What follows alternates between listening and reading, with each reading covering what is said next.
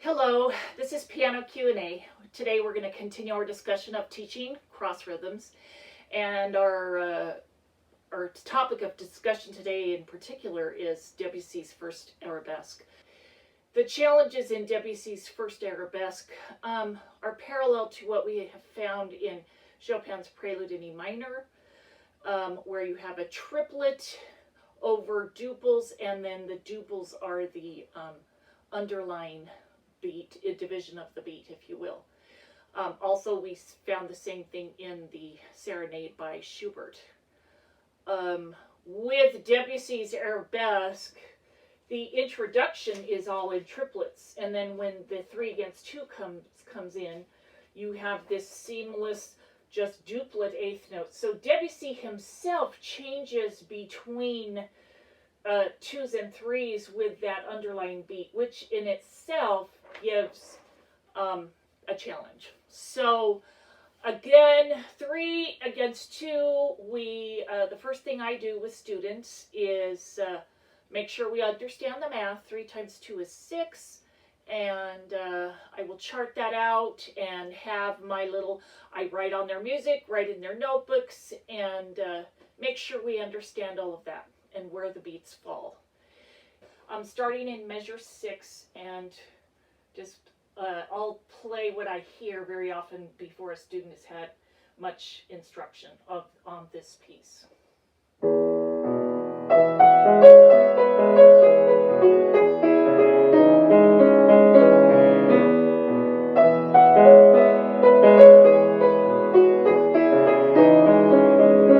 So I'm exaggerating, but I do hear a lot of that at first. They're not sure how to do the triplets. The triplets are really hard to get even because and there's a little bit of fingering issues, which I'm not going to address today, and the legato and the phrasing and all of that. Today we're going to just deal with the rhythm and the cross rhythm. So the hardest thing is you have this cascaded this theme that cascades down in triplets, and then you have the duplet eighth notes, and it is so difficult when you don't understand the rhythm very well to keep those eighth note duplets where they need to be. So we will then divide each beat into 6, and then I augment the rhythm, and each beat gets a measure. So here's counting to 6. 1, 2, 3, 4, 5, 6. 1, 2, 3, 4, 5, 6.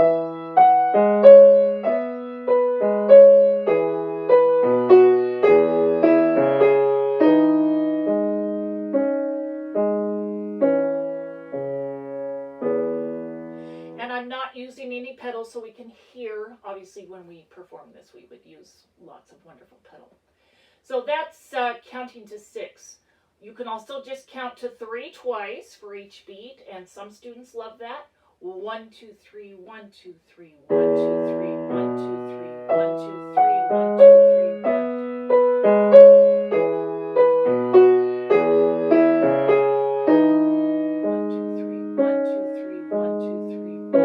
3, 1. And then, of course, we have our pass the butter, pass the butter.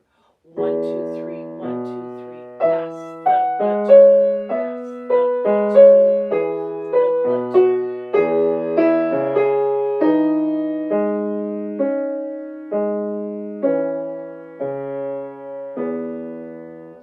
And taking the time to do that, it tightens up the rhythm and makes it so beautiful. So that's measure 6 and 7. Measure 8 and 9 are an exact repeat. Then we get to measure 10.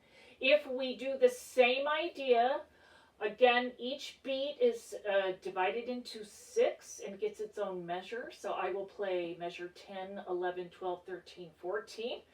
And again, that has the same challenges as 6 and 7. In fact, this is what I hear with measure 10 and 11 very often.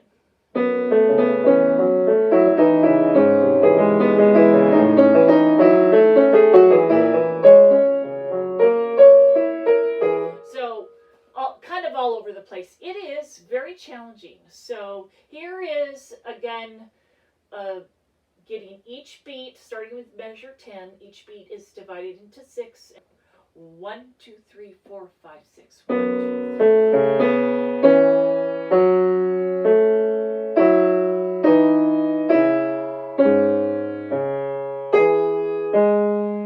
2, 3.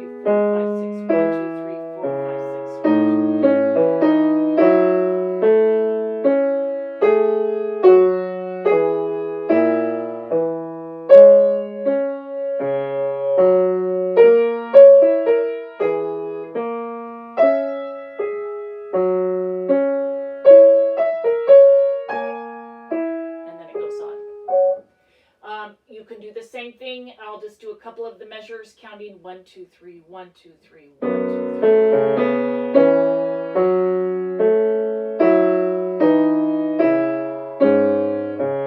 And that goes on. Or you can do pass the butter, pass the butter, pass the butter.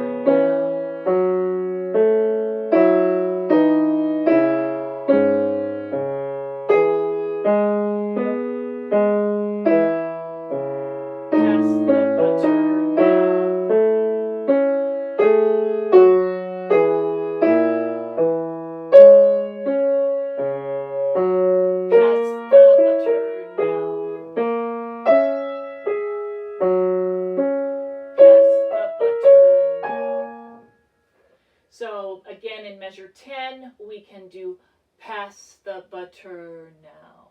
So that's rather slow. In fact, if I were to figure out where am I,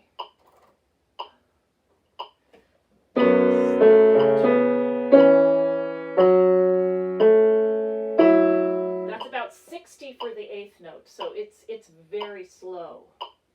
I'm going to start right in measure 6, and we're going to double time that and do 60 for the quarter note and see how it feels.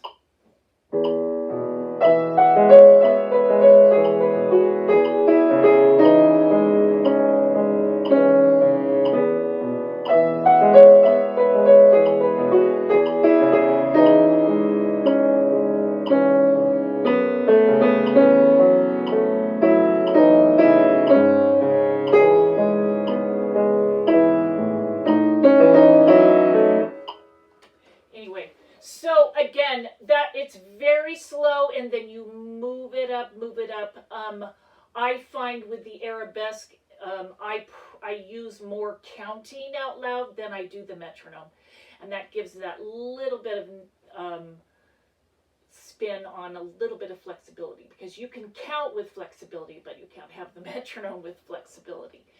Again, take them through that, and by counting 3 for each 8th note or 6 for each beat, and helping them see what the notation would be, they learn so much. And having the divisions and subdivisions of the beat and having that in their ear and inside them gives them an energy to their rhythmic flow in their playing that you can't substitute. So the big secret on the first arabesque is to keep not only even triplets, but to keep those left-hand duplets have got to be seamless and totally even. If they are not, then we've got difficulties. The hardest thing in a piece like this is we want the flexibility. We want to feel the lyricism and all that, and so it seems a contradiction in terms to use a metronome, but I love that. It helps us chart and having students count and saying whichever approach works the best for them, whether 1, 2, 3, 4, 5, 6, 1, 2, 3, or 1, 2, 3, 1, 2, 3, or pass the butter now, and always feeling where is that division of the beat for those seamless duplet 8th notes. And this is a huge help for students, and it can be several weeks before they feel that this is back in, or it arrives to a place where we feel that wonderful rhythm. I'm going to just start from the beginning and play this first page, and hopefully we can feel where we're going.